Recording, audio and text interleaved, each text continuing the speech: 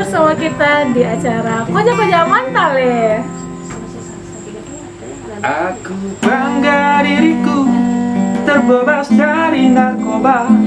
Aku bangga jiwaku tak di lingkaran setan. Mari kita perangi, mari kita ikrarkan. Aku anti narkoba.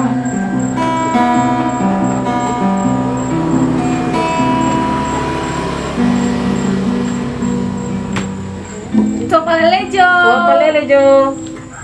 Ya, kali ini kita akan jawab beberapa pertanyaan yang sahabat BNN sudah sematkan di kolom komentar di akun YouTube kita. Kali ini saya nggak sendiri karena saya ditemani oleh fasilitator rehabilitasi BNN Kota Bau-Bau. Siapa lagi kalau bukan Ibu Satsina saya. Apa kabar? Bagaimana kabarnya Bu hari ini? Alhamdulillah baik. Ya. Jadi kenapa saya bersama beliau, karena dari beberapa pertanyaan yang akan kita jawab kali ini itu banyak seputar rehabilitasi. Jadi saya langsung panggilkan narasumber yang lebih tepatnya hari ini. Oke, untuk Ibu ini kita langsung aja kali ya. Ada pertanyaan dari Prilly Dea Gabriela Pelasula. Kak, saya mau tanya, kalau SKBN kita hilang itu buat yang baru atau gimana ya? Jadi kita luruskan dulu ya, bukan SKBN tadi ya, Iya. tapi SKHPN. SKBN kepanjangan dari? Surat Keterangan Hasil Pemeriksaan Narkotika. Iya. Jadi ini katanya nih kalau hilang gimana itu? Kita buat baru? Jadi SKHPN itu masa berlakunya hanya hari itu saja. Baru satu pemakaian ya? Satu kali pemakaian saja peruntukannya. Oh begitu. Berarti kalau saya perlu untuk kegiatan lagi di hari lain, saya harus Harus ngurus lagi. ngurus lagi walaupun bedanya cuma satu hari. Iya, walaupun bedanya cuma satu hari karena di SKHPN itu ada juga jam pemeriksaannya. waktu Jadi pemeriksaan. berarti mungkin untuk menghilangkan berbagai macam resiko ya, jangan sampai Iya, salah kita gunakan kan mungkin ya. tidak tahu. Sekarang jam 10 dia datang pemeriksaan, hasilnya negatif. Pulang dari situ jam 11 dia sudah Jangan sampai menggunakan gitu. lupa. Jadi biar hasilnya lebih akurat. Lebih akurat. Oke. Ya, sebagai informasi tambahan juga buat sahabat BNN, untuk pengurusan SKHPN apa saja syaratnya dan berapa biayanya? Ya, syaratnya itu bawa fotokopi KTP 2 lembar. 2 lembar fotokopi KTP, lalu Terus untuk biaya menurut peraturan pemerintah dia 290.000. oh 290.000 ya. Jadi cukup bawa fotokopi saja tadi ya, fotokopi Iya. KTP dan biayanya 290.000. Iya. Lalu itu langsung cepat kita terima atau perlu kita menunggu berapa hari untuk dapat suratnya? Karena dia berlakunya hanya hari itu saja, diterima hari itu juga. Oh diterima, berarti prosesnya sangat cepat dan membantu masyarakat ya. Iya. Luar biasa sekali BNN. Lalu itu untuk pertanyaan pertama. Kita lanjut ke pertanyaan kedua. Ini ada dari, wah lucu juga namanya ya, Pemburu Randa. Pemburu Randa. Jadi pertanyaannya, Assalamualaikum. Waalaikumsalam warahmatullahi wabarakatuh.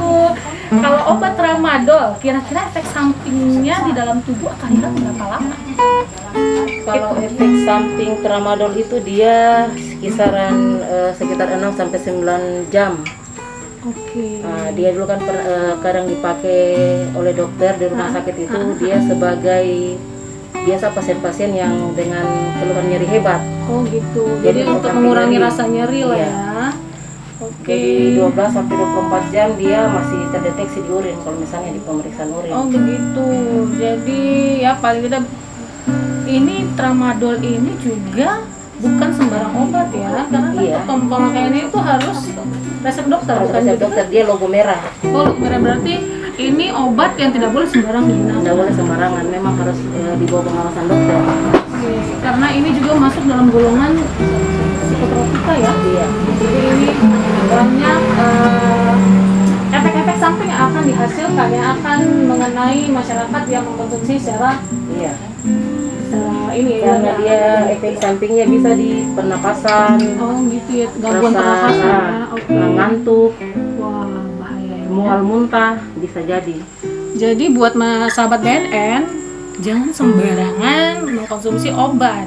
Ya, karena ada beberapa obat seperti tramadol ini bukan obat yang bisa kita konsumsi tanpa resep dokter. Ini harus ada resep dokter. Kalau tidak ada resep dokter bagaimana? Ya, seperti itu efek-efek sampingnya dokter dia meresepkan itu kan misalnya tidak semua yang pasien nyeri bisa dikasih obat yang sama tramadol karena dilihat dari kondisi pasiennya satu. Yang kedua, jangankan obat yang sudah dengan logo merah seperti itu, yang dia logo biru sekalipun kalau dikonsumsi dengan cara berlebihan dan tidak sesuai pasti efeknya kurang bagus untuk tubuh. Segala sesuatu yang berlebihan juga tidak tepat penggunaannya juga pasti akan menghasilkan sesuatu yang negatif toh. Iya. Oke, jadi untuk pertanyaan pemburu Anda tadi Don kita jawab ya. Kita break dulu, kita dengarkan satu lagu.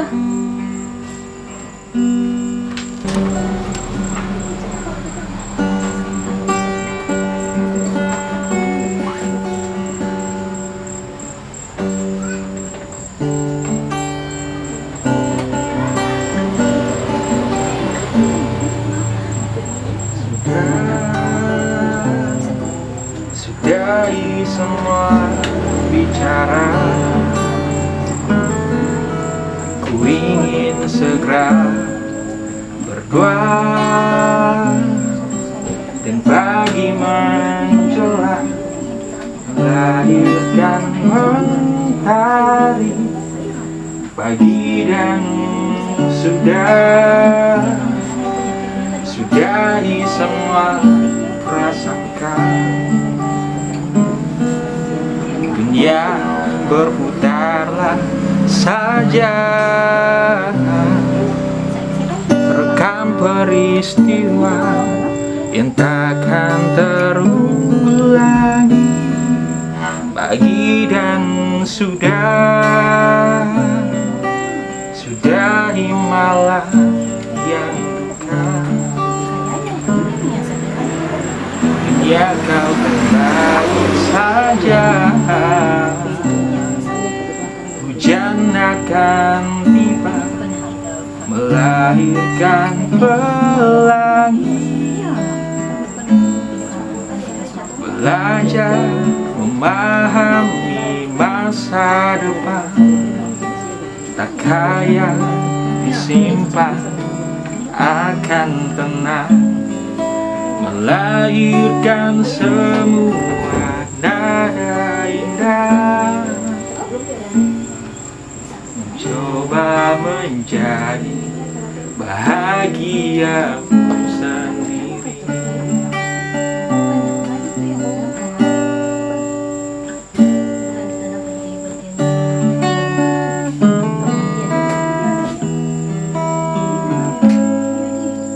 Sudah lupakan semua derita, doa semesta menjaga,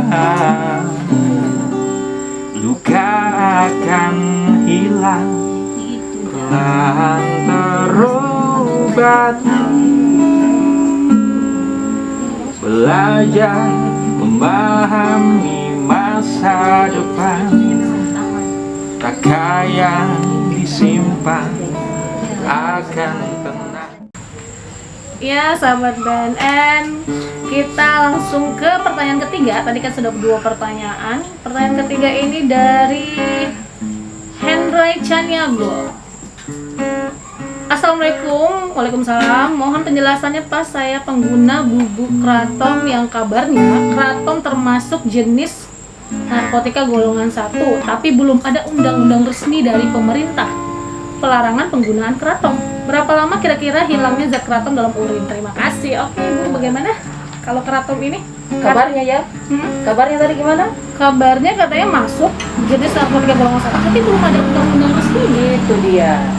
Sekarang Yan kita pakai kabarnya.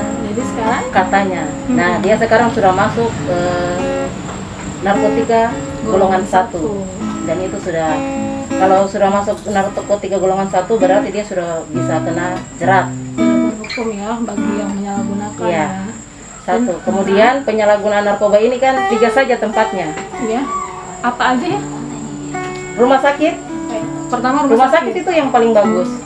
paling bagus rumah sakit. Oke, itu Sel. sudah paling bagus. Sel tahanan. Naik 1 tingkat ya. Ya. Oke, lalu Yang ketiga kuburan. wah, ujungnya kuburan. Jadi awalnya rumah sakit, Ngeri-ngeri sedap. Tidak sedap ya, ngeri-ngeri sangat. ngeri-ngeri sangat. Ya, Ngeri jadi sangat dia. berarti buat sahabat BNM jangan lagi menyalahgunakan keraton ya, karena itu sudah masuk tadi. Sudah masuk. Itu yang pertama, itu sudah masuk.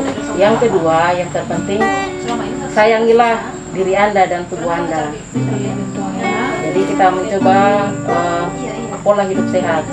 Kalau sekarang sudah terlanjur, cobalah berhenti segala sesuatu yang tidak peruntukannya, pasti dampaknya kurang bagus untuk tubuh. Jadi ini ada katanya berapa lama kira-kira hilangnya zat keraton dalam urin? Lamanya itu tergantung dari metabolisme tubuhnya. Oh, berarti beda-beda ya? Beda-beda. Yang kedua, sudah berapa banyak pemakaiannya, sudah berapa lama. Nah, itu tergantung dari situ. Jadi mungkin pola hidup sehat akan membantu ya, itu Ya. cepatnya racun-racun atau narkoba yang ada dalam tubuh kita itu keluar ya. Iya. Ada pengaruhnya berarti. Jadi untuk sahabat BNN tetap terapkan pola hidup bersih dan sehat. Bukan untuk kita tapi buat sahabat BNN sendiri. Oke. Terima kasih buat hand raise-nya Bu atas pertanyaannya. Yang berikutnya dari Bapak Muhammad Amin. Nah, kalau perokok kena tes urin enggak? Gimana kira-kira? Kalau perokok dia tidak Oh ya, oke. terdeteksi di urin. Karena dia masuk. Dia bahan aktif. Oh, berarti bukan narkotika ya? Ya, dia bukan narkotika. Hanya yang perlu kita pahami di sini, rokok itu dengan narkoba kesamaannya satu, sama-sama merusak. Efek kebaikannya ke tubuh tidak ada sama sekali. Makanya di iklan rokok selalu tenggorokan bocor dan lain-lain. Sungguh sangat mengerikan. Jadi lebih bagus dijauhi. Tapi tetap saja masih banyak ini ya penikmatnya. Tapi mudah-mudahan sahabat BNN yang menonton Koja-Koja Mantale ini bisa sedikit tersadarkan bahwa pemakaian atau penggunaan atau merokok dalam waktu jangka panjang itu akan membahayakan tubuh kita sendiri ya. Bukan hanya tubuh kita sendiri, karena saya dengar juga kalau perokok pasif berarti orang yang menghirup, bukan merokok tapi dia menghirup. Iya. Asapnya itu kan malah lebih bahaya ya, Iya, lebih berbahaya perokok pasif. karena asapnya kita yang hirup ya. Iya. Jadi Dia 2 kali lebih berbahaya perokok pasif dibanding perokok yang merokok langsung. Jadi mohon kepeduliannya juga untuk sama-sama kita terapkan hidup sehat ya. Jadi seperti informasi tambahan juga, merokok itu bagian dari narkoba ya. Kan narkoba itu ada apa aja Bu? Yang pertama ada narkotika, lalu psikotropika, lalu ada bahan adiktif lainnya. Rokok masuk dalam bahan adiktif lainnya. Oke, sudah terjawab tadi dari Bapak Muhammad. Kali ini ada pertanyaan berikutnya dari, bentar ya, kita lihat dulu. Pertanyaan, nah ini dari Andi Arya Effendi. Apakah narkoba dapat menular melalui air liur? Wah.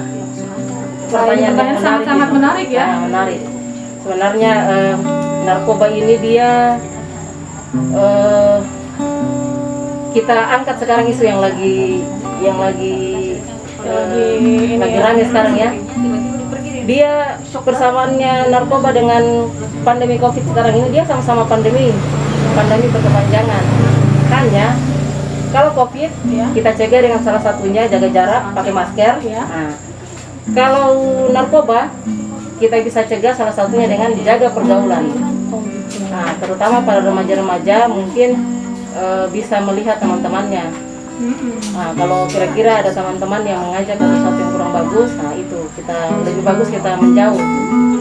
Oh, kalau untuk pandemi COVID kan kita disuruh jaga jarak karena dari droplet dari udara juga bisa Dari udara ya. juga Tapi kalau narkoba itu berarti tidak bisa melalui air liur tidak bisa melalui air liur. Dia jaga pergaulan. jaga tadi pergaulan. berarti. Jadi kalau pergaulannya salah berarti akan terjerat dalam Sekaligus jaga hati. oh iya, kalau hatinya patah, siapa tahu dia akan cari jalan keluar yang lain ya. Jangan kalau jaga hati, jadi walaupun digoda, dirayu, Betul. coba aja, ini efeknya bagus kok. Jangan coba-coba. Karena sekali coba itu akan keluarnya akan susah ya, karena sudah terjerat. Lebih bagus kita mencoba sesuatu yang baik. Coba ngaji, bolehlah. Iya. Dan banyak Coba hal positif. membiasakan minum air putih setiap hari, itu lebih sehat. Sehat. Ya, lebih baik coba hidup sehat daripada coba makan. Oke, yang berikut yang terakhir kali ya. Kita cari yang pertanyaan yang paling pamungkas untuk kali ini kita bahas, kita jawab. Ini ada pertanyaan dari Pak Hardianto Kiki. Ini rata-rata pertanyaannya juga ada yang seputar ini ya. Kalau ada anggota keluarga kita pengguna narkoba, sebaiknya apa yang kita lakukan? Ya, ini pertanyaan yang sungguh sangat menarik menurut saya. Ya. Karena disitulah peran kita sebagai keluarga, bahwa ketika ada keluarga yang menggunakan narkoba, dia jangan dihukum. Karena terkadang hukuman awal yang paling berat itu bukan dia di sel. Iya. Hukuman yang paling berat itu ketika dia sudah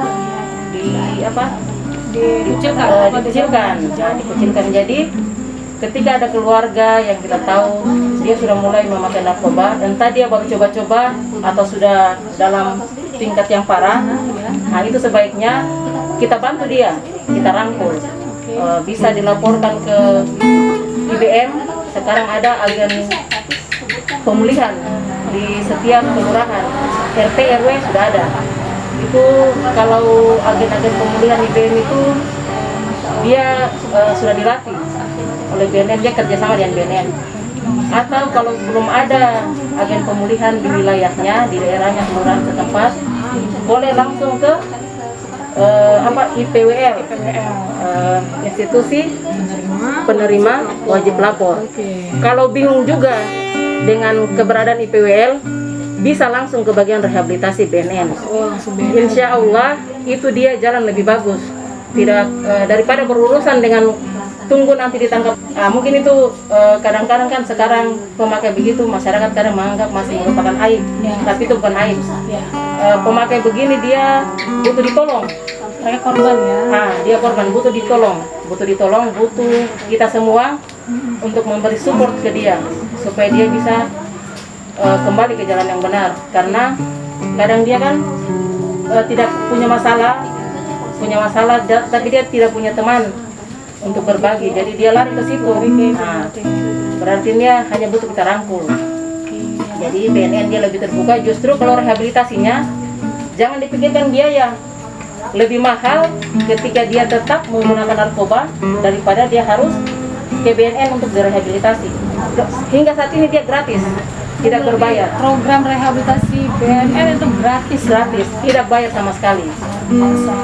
Dan dia tidak akan ditangkap. Tapi itu kalau dia korban ya, kalau tapi kalau pengedar lain lagi cerita, pengedar lain lagi cerita. Proses hukum tetap. Kalau di rehabilitasi dia tentang pengguna-pengguna ini yang sesungguhnya mereka adalah korban dari pengedar, para pengedar narkoba. Jadi seperti yang Ibu Sarcina tadi sampaikan, bahwa para pengguna atau penyalahguna narkoba itu baiknya jangan dikucilkan. Baiknya keluarga, jangan diintimidasi, karena mereka akan merasa terintimidasi ketika dikucilkan. Jadi mereka harusnya kita rangkul, karena ketika kita menyelamatkan satu korban itu akan menyelamatkan bangsa Indonesia dari narkoba, dari maraknya narkoba saat ini. Jadi buat keluarga, mudah-mudahan keluarganya punya hati yang lapang tentunya, jadi bisa membantu para korban ini kalau memang mereka tidak berani melapor sendiri, mungkin keluarga bisa dorong kali ya, bisa antarkan langsung Ini kan ke sekaligus ini kan sementara memang kampanye besar-besaran dari pemerintah sebenarnya Mbak.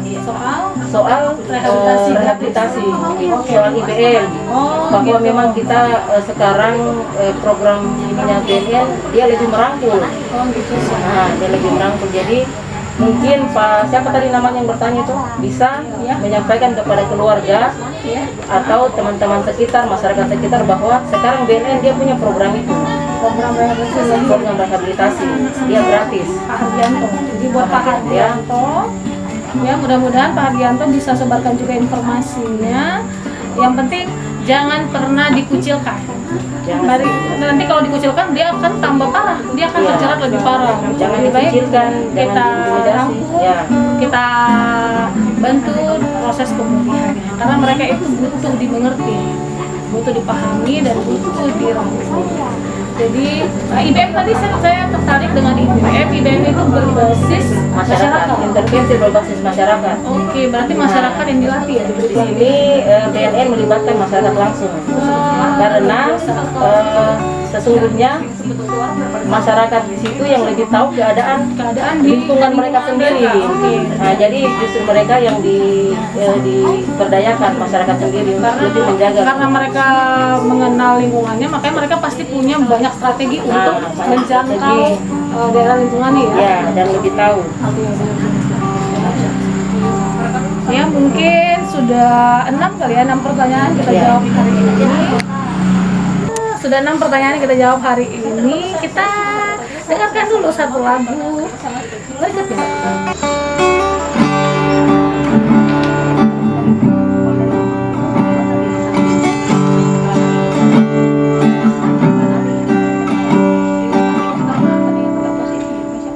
Baru saja berani hujan di sore ini mengisahkan keajaiban lawan indahnya bulan.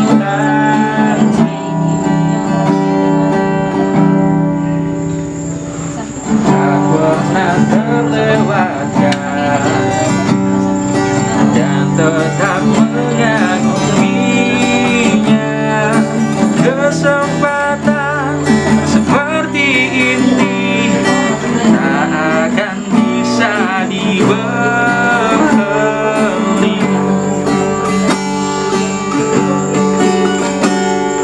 Bersamamu ku habiskan waktu, senang bisa mengenal dirimu. Rasanya semua begitu sempurna, sayang untuk mengakhirinya. Janganlah berganti, janganlah berganti, janganlah berganti. Tetaplah seperti ini.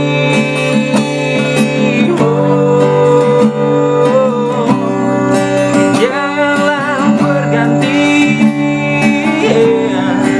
janganlah berganti. Tetaplah seperti ini.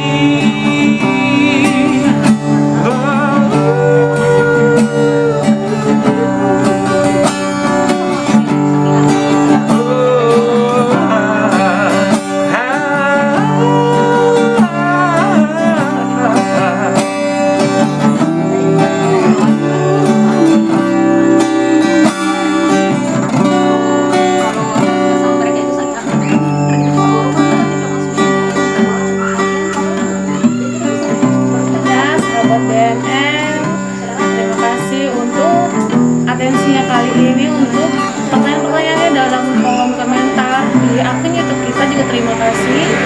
Nah, mungkin tidak semuanya bisa kita jawab kali ini, tapi nanti lain kali kita akan buka sesi Q&A lagi. Dan terima kasih juga buat Ibu Saksina saya, fasilitator rehab BNN Kota Bawah yang sudah menemani saya pada sore hari ini di kedai kami dalam sesi Q&A Koja-Koja Mantalip DNN Kota Bogor. Sampai jumpa berikutnya. Kita debat semua di sini kan kayak